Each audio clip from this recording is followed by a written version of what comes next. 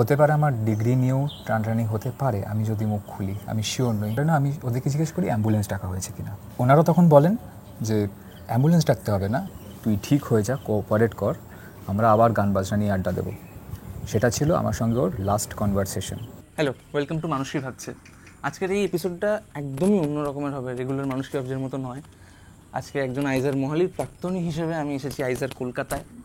আইজার কলকাতায় কয়েকদিন আগে অনামিত্র রায় বলে একজন পিএইচডি স্টুডেন্ট সুইসাইড করে মারা গেছেন, এবং যিনি কমপ্লেন করেছিলেন বারবার যে তাকে একাডেমিক বুলি করা হচ্ছে, অ্যান্টি র্যাগিং কমিটিতে কমপ্লেন করেছিলেন, এবং তাকে বলা হয়েছে যে মুখ বন্ধ রাখতে, হয়তো নাকি এতে ইনস্টিটিউটের নাম খারাপ হবে। অ্যান্ড সব কিছুর পর তারই অ্যাবিউজার যে তাকে যখন পিএইচডি ডিগ্রি দেওয়া হচ্ছিল বা পিএইচডি সম্মানের ব্যাপারে বলা হচ্ছিল, তখন সেই জায়গায় থাকতে না পেরে সে চিৎকার করে এবং ঝামেলা হয় সুপারভাইজারের সাথে। And then that very day he decided to kill himself. এবার ঘটনা হচ্ছে যে ভারতবর্ষে তো একাডেমিশিয়াতে সুইসাইড নতুন জিনিস নয়, প্রত্যেক বছর 13,000 ছাত্রছাত্রী সুইসাইড করে মারা যান, but still we don't give a damn to whatever that has happened or whatever that is happening. Similarly, আইজার কলকাতার ইনস্টিটিউটের ফ্যাকাল্টিরাও এবং ইনস্টিটিউটের অথরিটিরাও এখন যেমন ব্যাপারটাকে একটু হাশ আউট করার চেষ্টা করছে। আমরা গেছিলাম আইজার কলকাতা, আমরা আছি আইজার কলকাতায় এবং আমরা কথা বলছি তাদের এখানকার কিছু স্টুডেন্টদের সাথে। একদম অন্যরকম এপিসোড, একটু সময় নিয়ে দেখো, আশা করি ভালো লাগবে। চলো দেখা যাক আইজার কলকাতার মানুষরা এই বিষয়টা নিয়ে কী ভাবছে। আজকের এই ভিডিওতে যাকে আপনি দেখতে পাবেন তিনি অনামিত্র রায়ের একজন বন্ধু এবং এই পুরো ঘটনার একদম শুরুর থেকে প্রত্যক্ষদর্শী। তার পরিচয় আমাদের গোপন রাখতে হয়েছে বিকজ অফ হিজ সেফটি। তো চলুন দেখা যাক অনামিত্রের বন্ধু এই পুরো বিষয়টা নিয়ে কি বলছে। এমন নয় যে আমি অনামিত্র ব্যাচমেট ছিলাম, আমি ওর যথেষ্ট সিনিয়র। অনামিত্র এখান থেকে বিএসএমএস করেছিল, 17 MS স্টুডেন্ট, এবং এখানেই ও পিএইচডি জয়েন করেছিল। ল্যাবটার নাম অবশ্যই জানেন আপনারা। আমি যেহেতু সিনিয়র পিএইচডি স্টুডেন্ট এখানে, এবং আমরা দুজনের কমন কন্ট্যাক্ট পয়েন্ট ছিল হচ্ছে কালচারাল অ্যাক্টিভিটিস। জানতাম মোটামুটি ওভারঅল একজন আরেকজনকে, কিন্তু খুব রিসেন্টলি মোটামুটি 2 মাস আগে আমাদের একটা আড্ডার সময় আমরা জানতে পারি যে দুজনেরই কমন ইন্টারেস্ট হচ্ছে রবীন্দ্রসঙ্গীত। তারপর থেকেও মাঝে মাঝে আমার ল্যাবে আসতো, রবীন্দ্রসঙ্গীত আমরা দুজনেই গাইতাম, কিছুক্ষণ পরে চলে যেত, এবং সেই সময় কিছু কিছু কথা শেয়ার করেছিল, যেখান থেকে আমি জানতে পারি যে গত জানুয়ারি ও ডিপ্রেশনের থেরাপি নেওয়া স্টার্ট করে। এবং থেরাপি বলতে not only psychological therapy, psychiatric therapy as well. He was on medication. Clinical depression এমন একটা বিষয় যেটা কোনো একজন মানুষ বোঝার আগেই তাকে শেষ করে দিতে পারে, এবং এই সময় একটা মানুষের সব থেকে বেশি যেটা দরকার পড়ে তা হলো সহমর্মিতা। তবে অনামিত্রের ফেসবুক পোস্ট দেখে যা বোঝা যায় তাতে তার ল্যাবের অনেক মানুষই এই শব্দটার মানে জানতেন না, যার প্রমাণ ওই দিনের ঘটনা বিবরণীতেই আমরা দেখতে পাই। ঘটনার দিন আমি পুরো দিন এখানে ছিলাম না, কলকাতায় একটি কাজে ছিলাম। যখন আমি সন্ধ্যেবেলা ফিরি এবং ল্যাবে আসি, আমার নিজস্ব ল্যাবে, তখন একটি ফোন আসে। সেটি জার্মানি থেকে আসে, আমাদের একজন কমন ফ্রেন্ড। সে আমাকে বলে, তুমি কি ক্যাম্পাসে আছো? আমি বলি যে আমি ক্যাম্পাসে সবে ফিরেছি, কি হয়েছে? বলল, অনামিত্রর হয়তো অবস্থা ঠিক নেই, ও আমাদের কয়েকজনকে টেক্সট করে জানিয়েছে ও উল্টোপাল্টা কিছু করেছে, ওষুধ অনেক ওভারডোজ করেছে, ওকে হয়তো হসপিটালাইজ করতে হবে। কিন্তু সে জানতো না সে রুমে আছে না ল্যাবে আছে। ঘটনাবশত জানিয়ে রাখা ভালো, আইজার কলকাতার যে পিএইচডি স্টুডেন্ট তারা ক্যাম্পাসের ভিতরে থাকে না, কারণ আমাদের যথেষ্ট হস্টেল দেওয়ার মতো নেই, কর্তৃপক্ষ দিতে পারেনি। তো আমাদের সমস্ত পিএইচডি স্টুডেন্টকে 2020 অনওয়ার্ডস বাইরে থাকতে হয় 7 নম্বর এরিয়াতে। এবং সেই কারণে আমরা খুব শিওরও নই যে কোন স্টুডেন্ট কোথায় থাকে। তখন আমি সাইকেলটা নিয়ে নিচে আসি এবং 7 নম্বরের দিকে যাওয়া শুরু করি। কিন্তু আমি জানতাম এইটুকুই যে কোনো একটা স্পেসিফিক দোকানের একটা বিল্ডিংয়ে কোনো একটা রুমেও থাকে, দোকানের উপরে। এবার যখন আমার মধ্যে মাথায় চিন্তা চলছে যে আমি কোথায় গিয়ে কাকে জিজ্ঞেস করবো, তখন আবার ফোন আসে, সেই একই ব্যক্তি আমাকে ফোন করে বলেন যে ও কিন্তু ল্যাবে আছে, আমাকে এক্ষুনি জেনেছি। তখন এবার এমন সমস্যা, আমি ল্যাবটাও জানতাম না কোন রুম। আমি ওই ডিপার্টমেন্টের একজনকে ফোন করে জানার চেষ্টা করি যে কোন রুম নাম্বার বলো, কোন দিকে। রুম নাম্বার জানার পর আমি যখন করিডোরে পৌঁছই, শুনশান করিডোর, দেখে কোনো বোঝার উপায় নেই কোনো একটা ল্যাবে কোনো অস্বাভাবিক কিছু চলছে। কিন্তু আলটিমেটলি আমি রুমটা লোকেট করি। আমি পৌঁছই ওখানে 10:33 সময়, রাত 10:33, বৃহস্পতিবার 7 অগস্ট। ল্যাবের দরজা খোলাই ছিল ভিতর থেকে। আমি যখন ভিতরে ঢুকি, ল্যাবে দুজন ছিলেন, তাদেরকে আমি জিজ্ঞেস করি যে অনামিত্র আছে কিনা। তারা বলেন যে অনামিত্র আছে,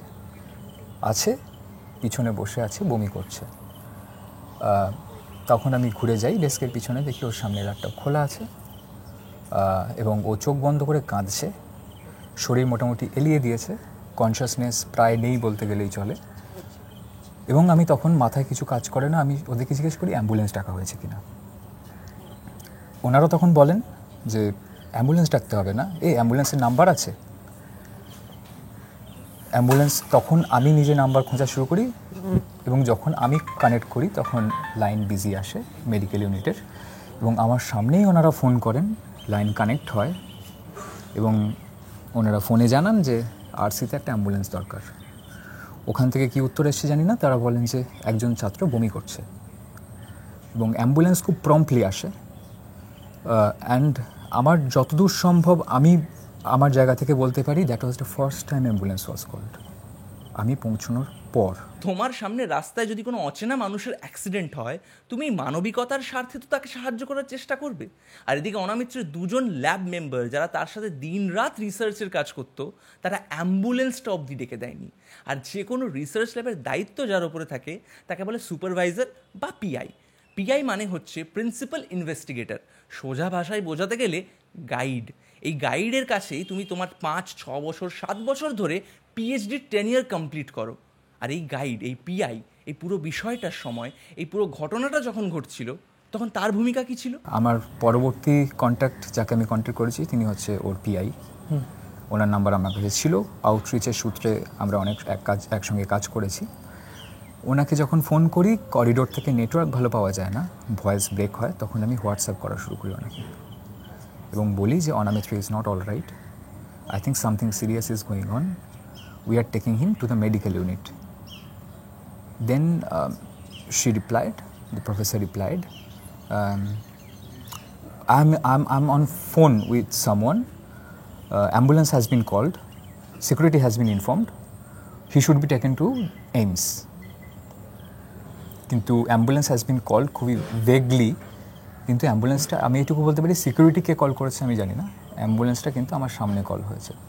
এবং এক্স্যাক্ট টাইম ফ্রেম কখনও নিজেকে এভাবে ওভারডোজ করেছে, কখন পোস্ট করেছে, এই টাইমগুলো না জানা থাকলেও আমি এটুকু শিওর যে 10:33 আমি পৌঁছেছি, তখন অবধি অ্যাম্বুলেন্স কল করা হয়নি। ফাইনালি অ্যাম্বুলেন্স তো এলো, কিন্তু তারপর কি ঘটলো? অনামিত্রর সাথে এইমস কল্যাণী অবধি গেল কে, আর থাকলোই বা কারা কারা? 10:45 থেকে 10:50 মধ্যে অ্যাম্বুলেন্স পৌঁছয় এইমসে। ওকে নিয়ে যেতে খুব সমস্যা হচ্ছিলো, প্রথমত ল্যাব থেকে বার করে তো আমরা চেয়ার শুদ্ধ ওকে বার করি। ও যেহেতু একটু হেভি ওয়েট ছিল, ও কোনো রকম কোঅপারেট করতে পারছিল না আমাদের সঙ্গে, চেয়ার শুদ্ধ বার করা এবং চেয়ার নিয়ে ওকে লিফটে চেয়ার শুদ্ধ ওকে নামানো হয় এবং অ্যাম্বুলেন্সে করে সঙ্গে সঙ্গে পৌঁছানো হয় এইমসে। আমি যেহেতু সেই সেম সার্ভিস লিফটটাতে আমি উঠিনি, আমি অন্য লিফট দিয়ে নামি এবং নিচে নেমে দেখি অ্যাম্বুলেন্সটা মিস করেছি। আমি সাইকেল নিয়ে প্রথমে মেডিকেল ইউনিটে পৌঁছই এবং মেডিকেল ইউনিটে কেউ ছিলেন না, সবাই এইমসে চলে গেছিলেন ততক্ষণে। তো আমি বুঝতে পারি এবং ম্যাডামকে আরেকবার আমি ভয়েস মেসেজ করি যে আমাকে একটু কন্ট্যাক্ট পাঠান ওদের, আমি চিনি না ওদেরকে, আমি যাতে লোকেট করতে পারি যে আমি এইমসে গিয়ে কোথায় যাব। হয়তো উনি ব্যস্ত ছিলেন, আমি জানি না উনি শুনেছেন কি না, উনি রিপ্লাই দেননি। আমি এইমসে গিয়ে সিকিউরিটিকে জিজ্ঞেস করি আইজার থেকে যে এসছে তাকে কোথায় নিয়ে যাওয়া হয়েছে। এমার্জেন্সিতে গিয়ে তখন আমি দেখলাম যে চেনামুখ আইজারের লোকজন, শুনলাম ও অ্যাডমিট করা হয়েছে ওকে। এবং তারপরে আমি ম্যামকে জানালাম যে আমি ওদের সঙ্গে দেখা করেছি, আমি পৌঁছে গেছি। উনি আমাকে জানালেন থ্যাঙ্কস। যখন আমি আইজার মহালির ছাত্র ছিলাম তখন এরকমই একটা ঘটনা ঘটেছিল। একজন পিএইচডি স্টুডেন্ট স্লিপিং পিলের ওভারডোজ করে আত্মহত্যা করার চেষ্টা করেছিলেন। সেই সময় তার পিআই উপস্থিত না থাকলেও অন্য একটা ল্যাবের ফ্যাকাল্টি প্রত্যেকটা রেড লাইট ভেঙে অ্যাম্বুলেন্সের জন্য অপেক্ষা না করে নিজের গাড়িতে সেই স্টুডেন্টকে নিয়ে হসপিটালাইজ করেছিলেন। যে কোনো ইনস্টিটিউটে স্টেক হোল্ডার হয় ডিরেক্টর, রেজিস্ট্রার এবং ডিন অফ স্টুডেন্ট, এবং এই ক্ষেত্রে পিআইকেও বলা চলে। তাদের ভূমিকা কী ছিল? তারা তো উপস্থিতি ছিলেন না পুরো টাইম ফ্রেম জুড়ে, জাস্ট মোবাইলে কিছু কমিউনিকেশন করেছিলেন, দ্যাটস ইট। ইনিশিয়াল রিপোর্টে বলা হয় যে ওর বিপি একটু হাই, বাকি ভাইটালস মোটামুটি স্টেবল, ইসিজি একটু ইরাটিক, সম্ভাবনা আছে কার্ডিয়াক অ্যারেস্ট হওয়ার, কিন্তু ডাক্তাররা আপ্রাণ চেষ্টা করছেন। মোটামুটি বিভিন্ন জন বিভিন্ন সময়ে বেরিয়ে যান। আইজারের কর্তৃপক্ষের তরফ থেকে যারা ছিলেন তারা হচ্ছেন আমাদের চিফ সিকিউরিটি অফিসার, আমাদের 3 জন সাইকোলজিস্ট। চিফ সিকিউরিটি অফিসার মোটামুটি 1 ঘন্টা 45 মিনিট 1 ঘন্টার মধ্যে এসে আমাদেরকে জানান যে হিজ ভাইটালস আর স্টেবল, এবং আমাকে ম্যামও মেসেজ করে বলেন যে CSO has told his vitals are stable, we can leave, you can leave. কিন্তু আমার মনে হয়নি ছেড়ে যাওয়া উচিত হবে। এবং মোটামুটি সেই সময়ই ধরুন 12টা নাগাদ রাত্রিবেলা অনেকেই ফিরে যাওয়া শুরু করে।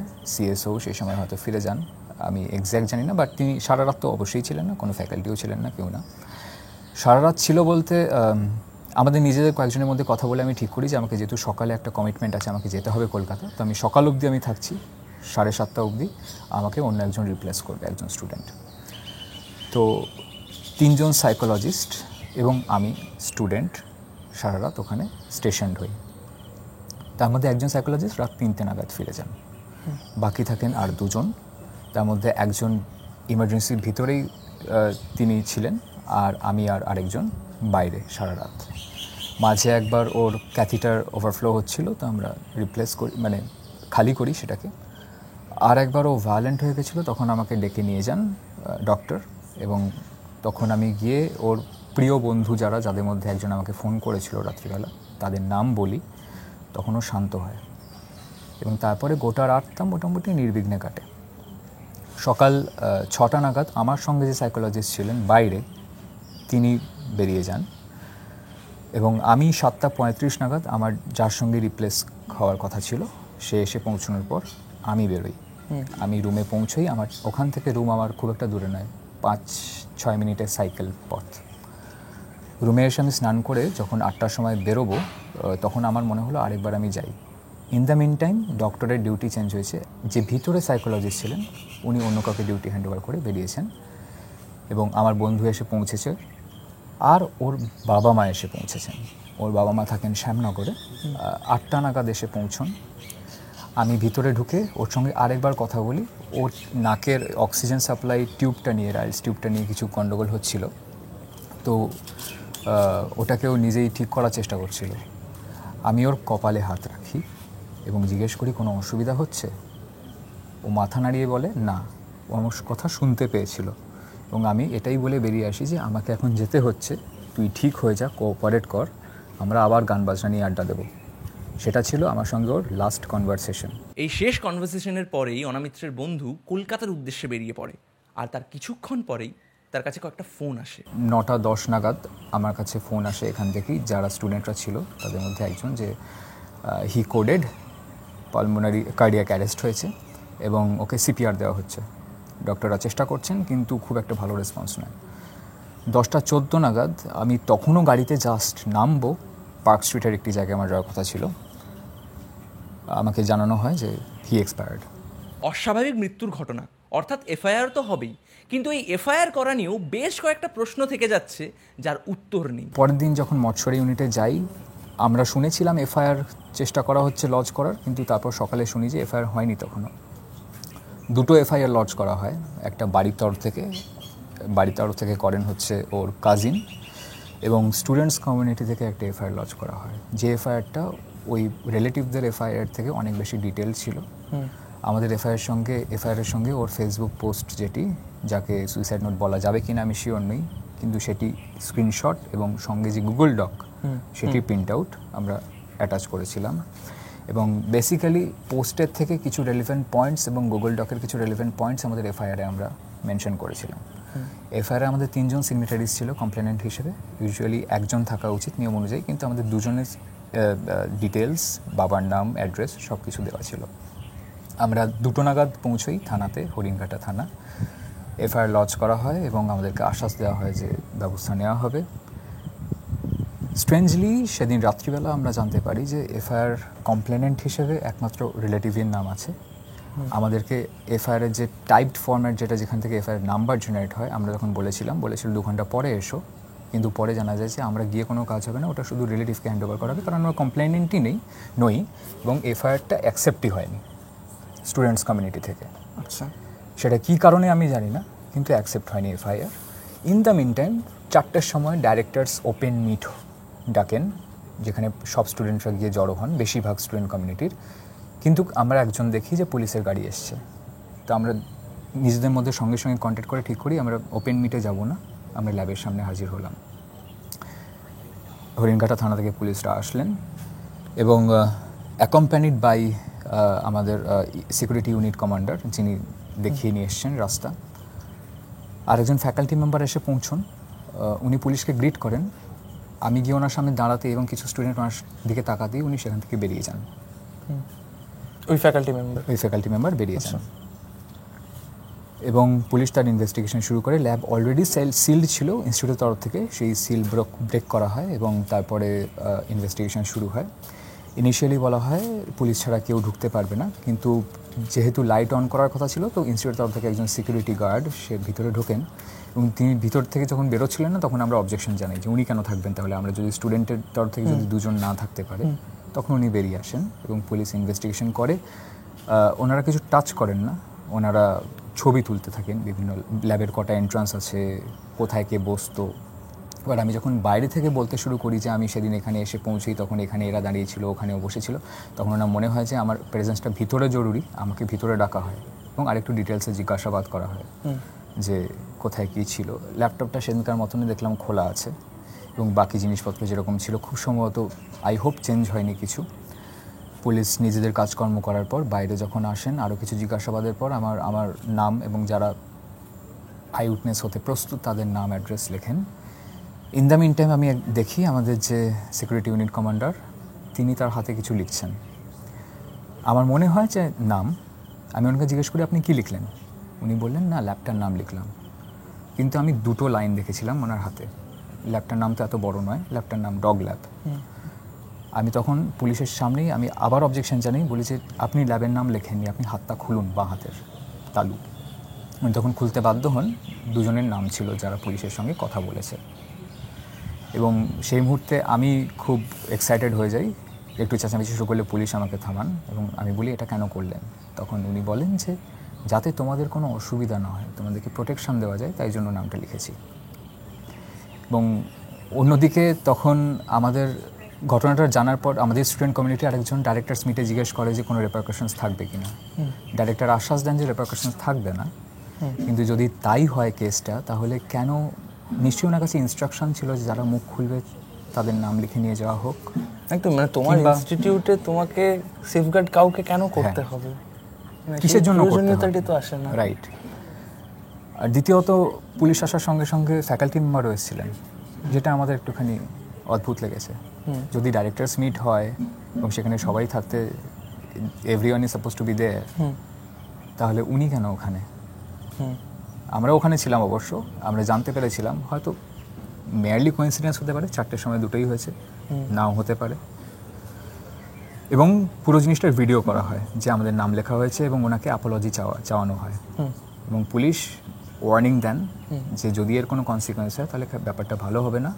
এডুকেশনাল ইনস্টিটিউশনের ওনার সম্মান করেন এবং যাতে আমাদের কিছু না হয় সেটা উনি বলতে বলেন ওনাকে, যে সিকিউরিটি ইউনিট কমান্ডারকে।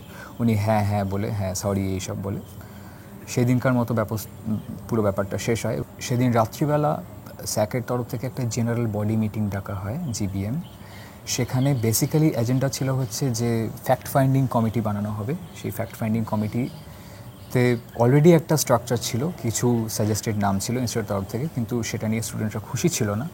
তো ডাইরেক্টর আমাদেরকে লেভারেজ দিয়েছিলেন স্টুডেন্ট কমিউনিটিকে থ্রু স্যাক, যে আমরা আমাদের নিজস্ব পছন্দ মতো নাম প্রপোজ করতে পারি।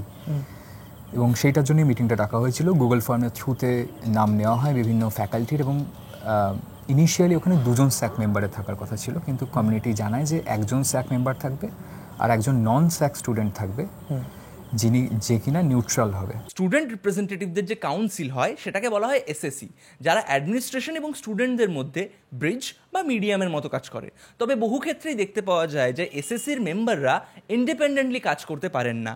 ঠিক সেই জন্যই দাবি জানানো হয় যে একজন সাধারণ স্টুডেন্ট যে এসএসসির মেম্বার না, সে যেন এই ফ্যাক্ট ফাইন্ডিং কমিটির একজন মেম্বার হতে পারে। এবং আমার নামটা উঠে আসে কারণ ততক্ষণে অনেকেই জেনে গেছে যে আমি শুরু থেকে ছিলাম সেই ঘটনায়। এবং একটা ভোটিং হয়, আমি এবং আরেকজনের নাম ছিল। মেজরিটি আমার পক্ষে ভোট দেয়, কিন্তু পরবর্তীকালে এটা পয়েন্ট আউট করা হয় যে কনফ্লিক্ট অফ ইন্টারেস্ট এটা হতে পারে যে that committee is suppose to interrogate me being the eyewitness, তো I can't be there in the committee. Also, I have some other commitments. I am supposed to leave the institute very soon. My tenure is ending. তো এই state করে ডিরেক্টরকে পাঠানো হয় যে the other option is this. এবং এখনও অবধি এই ইন্টারভিউয়ের সময় অবধি আমি শিওর নই যে ওটার রেজাল্ট এসছে কিনা, কিন্তু ডাইরেক্টর বলেছেন যে 7 দিনের মধ্যে তাদেরকে রেজাল্ট, তাদের ফ্যাক্ট যেগুলো আছে সেগুলো জমা দিতে হবে। এবং সেই জিবিএমে যখন আমাকে নাম প্রপোজ করা হয় সেই সময় আমি বলি যে হতে পারে কোনো কনসিকোয়েন্স থাকবে, হতে পারে আমার ডিগ্রি নিয়েও টানটানি হতে পারে আমি যদি মুখ খুলি, আমি শিওর নই। আমি আশা করি এখনও শুভবুদ্ধি সম্পন্ন লোক আছেন আইজারে যারা আমাকে হেল্প করবেন, সত্যিটা বলার জন্য আমাকে কিছু সহ্য করতে হবে না আননেসেসারি। যেহেতু সায়েন্টিস্টদের কমিউনিটি খুব ছোট হয় তাই তারা ওয়েল কানেক্টেড থাকে, আনলাইক ডক্টরস অ্যান্ড ইঞ্জিনিয়ার্স। তাই যে কোনো ব্যক্তিকে ইজিলি টার্গেট করা খুব সোজা, তাকে ব্ল্যাকলিস্ট করে দেওয়াও অত্যন্ত সোজা। অনামিত্রের বন্ধু কারোর এগেনস্টে কোনো অ্যালিগেশন করছে না, সে জাস্ট কয়েকটা ফ্যাক্টস বলছে। তারপরেও সে ভয় পাচ্ছে যে তার ডিগ্রি আটকে দেওয়া হতে পারে, সে ভয় পাচ্ছে তাকে রেকমেন্ডেশন দেওয়া না হতে পারে। এই রেকমেন্ডেশন লেটার সিস্টেমের উপরেই কিন্তু পুরো পিএইচডি, পোস্টডক, বিএসএমএস সমস্ত স্টুডেন্টদের ভবিষ্যৎ দাঁড়িয়ে থাকে। রেকমেন্ডেশন লেটার না থাকলে তুমি যতই ভালো সিজিপিএ রাখো, যতই ভালো তোমার রিসার্চ আর্টিকেল হোক, তুমি কিন্তু বাইরে পড়ার সুযোগ পাবে না। আর এই ভয়ের পরিবেশটা অলওয়েজ তৈরি করে রাখা হয় যাতে এরকম কিছু ঘটলে কেউ মুখ না খোলে। কোনো কারোর বিরুদ্ধে অ্যালিগেশনস করিনি, আমি বলেছি যে I am telling some sequence of events without any interpretation, rest is up to police, up to court and ল।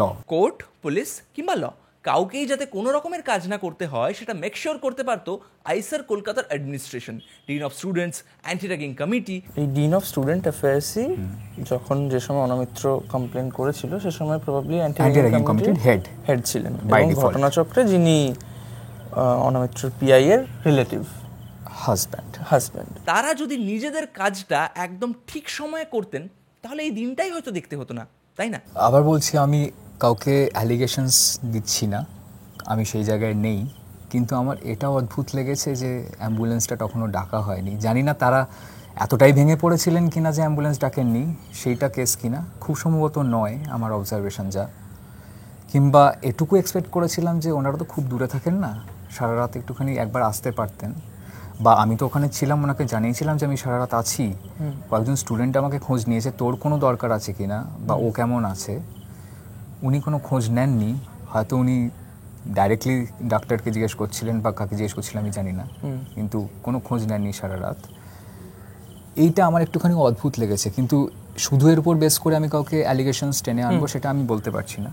কিন্তু এমন নয় যে যা হওয়া উচিত ছিল, যা একজন হিউম্যানিটারিয়ান গ্রাউন্ডে যেরকম করা উচিত ছিল একজনের, সব যে ঠিকঠাক হয়েছে সেটা আমি বলতে পারবো না। তো এই যে ধরো যে সোশ্যাল মিডিয়াতেই আমরা যা যা দেখেছি, অনামিত্রর পোস্টেও যা যা দেখেছি, 12ই এপ্রিল প্রবাবলি ও কমপ্লেন করেছিল অ্যান্টি র্যাগিং কমিটি সেলের কাছে about what ever has happen to him, এবং তারপরে সে এসএসসিকেও জানিয়েছিল, স্টুডেন্ট বডিকেও জানিয়েছিল, এবং তারাও অ্যাকনোলেজ করেছিল যে যেহেতু সে অ্যান্টি র্যাগিং কমিটিকে কমপ্লেন করেছে, দেন দে আর অলসো ওয়েটিং। তারপর কোনো রকমের কোনো রেসপন্স সে পায়নি। তো অ্যাগেন একটা প্রিমিয়াম ইনস্টিটিউট, যারা আমাদের প্রত্যেককেই একটা প্লেজ নিতে হয় যে সে নো টু র্যাগিং আমরা সাইন করি, আন্ডারটেকিং দিই যারা যারা এডুকেশন ইনস্টিটিউটে যায়, সেক্ষেত্রে ফ্যাকাল্টির তরফ থেকে বা কোনো ফেলো স্টুডেন্টের তরফ থেকে র্যাগিং হলে যে স্টেপটা নেওয়া প্রয়োজনীয় সেইটা যে নেওয়া হয়নি, সেই বিষয়ে ইনস্টিটিউটের কোনো মতামত আছে? রাইট, প্রথমত আমার এই র্যাগিং কোট আনকোট ওয়ার্ডটা নিয়ে একটুখানি অবজেকশন রয়েছে এই কেসে, কারণ অনেকে হচ্ছে আইজার কলকাতাতে র্যাগিং একটা কালচার। রাইট। এবং আমি এটুকু আমার 5 বছরের অভিজ্ঞতা দিয়ে বলতে পারি, আমাদের সিনিয়র জুনিয়র স্টুডেন্টের মধ্যে ইন জেনারেল খুবই ভালো সম্পর্ক, এবং র্যাগিং ইন জেনারেল এক্সিস্ট করে না। যেটা এখানে র্যাগিং বলে অ্যান্টি র্যাগিং সেলকে যাওয়া হচ্ছে, কারণ আমাদের এখানে অ্যান্টি একাডেমিক বুলিং কোনো সেল নেই, তাই জন্য অ্যান্টি র্যাগিং সেলকে ওকে পৌঁছতে হয়েছিল। এটা হচ্ছে একটা একাডেমিক বুলিং হলে আরও বেশি প্রপারলি এটাকে জাস্টিফাই করা যেতে পারে। এবং হ্যাঁ, একাডেমিক বুলিং হয়েছিল ওর সুইসাইড নোট অনুযায়ী, এবং ও পৌঁছেছিল অ্যান্টি র্যাগিং কমিটির কাছে, কারণ সেটাই একমাত্র উপায় ও দেখেছিল। কিন্তু খুব আনফর্চুনেটলি আমরা যতটুকু ইন্টারাকশন করেছি ফ্যাকাল্টিদের সঙ্গে, ওপেন ডিসকাশন যখন হয়েছে বা কনফারেন্স মিটিং হয়েছে, এটুকু আমরা জানতে পেরেছি যে কমিটিতে যারা ছিলেন তারা নিজেরা অ্যাওয়ার ছিলেন না যে তারা কমিটি মেম্বার। আচ্ছা, ইয়েস।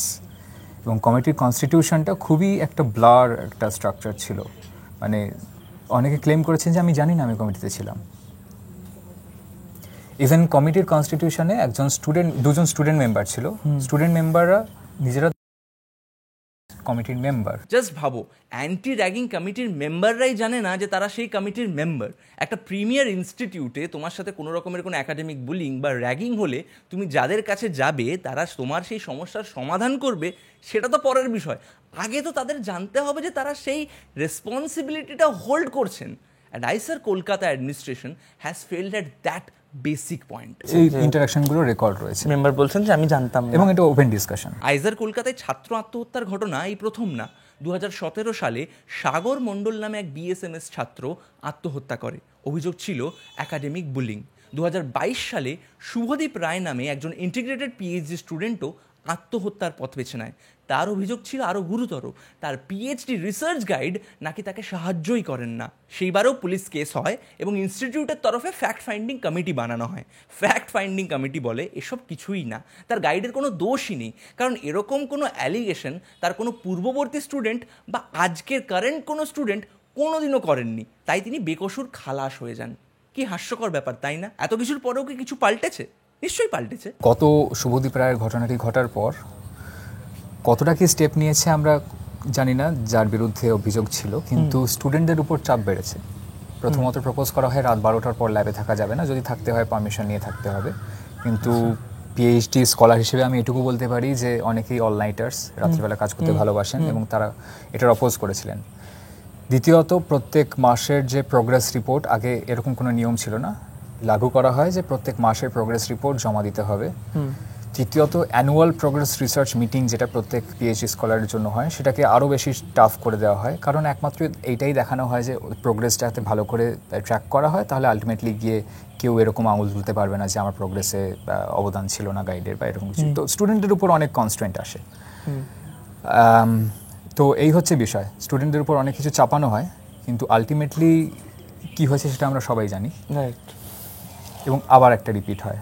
তো আমি সে সময় ছিলাম, শুভদীপ রায়ের সময় আমি জুনিয়র ছিলাম, অনামিত্রর সময় আমার এখন প্রায় সময় শেষ হয়ে এসছে আইজারে। তো পরপর দুটো ঘটনা, তখন আমি অতটা বুঝতে পারিনি ভিতরটা কতটা ফোঁপড়া। এবং বিভিন্ন আইআইটির মতো আমাদের আইজারেও চারদিকে আপনি যদি ঘুরে দেখেন, এরকম সাইলেন্টলি সাফার করে চলেছে এরকম লোকজন অনেক আছে। কথায় আছে ন্যাড়া বেলতলায় একবারই যায়, তবে ইন্ডিয়ান একাডেমিয়ার অবস্থা এমন যে পুরো সিস্টেমটা বেলতলাতেই বসে আছে, আর ছাত্রছাত্রীদের সেখানেই জীবন কাটাতে হচ্ছে। ইনস্টিটিউটের হাই এনআইআরএফ র্যাঙ্কিং, দারুণ দারুণ সব রিসার্চ পেপার, এইসব পেতে গেলে খানিক মূল্য চোকাতে হয়, এবং কিছু কিছু সময় সেই মূল্যটা হয় অনামিত্র রায়ের মতো এক পিএইচডি স্টুডেন্টের জীবনের দাম। যাই হোক, তাহলে আইজারের স্টুডেন্টরা এখন কি চাইছে? চাওয়া তো একটাই, যে ও যেটা চেয়েছিল বেঁচে থাকতে সেটা যেন পরিপূরণ হয়, ও যেন জাস্টিস পায়। আর আরও বেশি চাওয়া হচ্ছে যার যাওয়ার তো সে গেছে, কিন্তু যাতে আরেকটা আবার অনামিত্র, আরেকটা শুভদীপ রায় যাতে না হয়।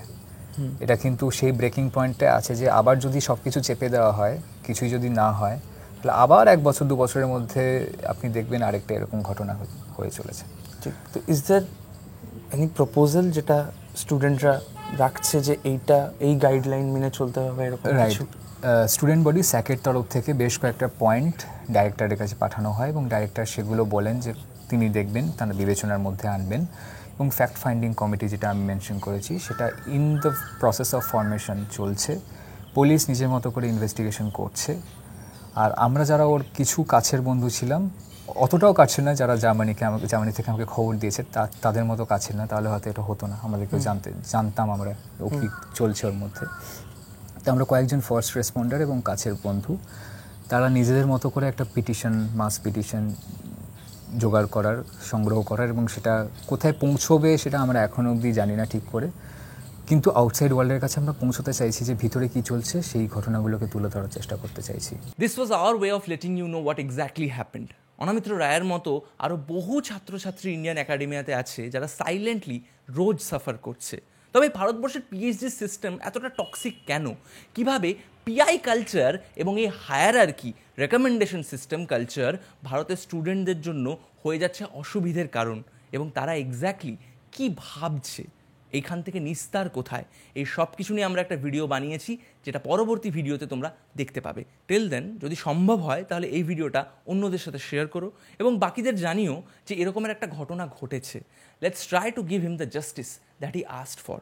এবং চলো সবাই মিলে অ্যাটলিস্ট এই চেষ্টাটা করি যাতে আর কোনো অনামিত্র রায়ের মতো ঘটনা না ঘটে। সবাই খুব ভালো থেকো, টাটা।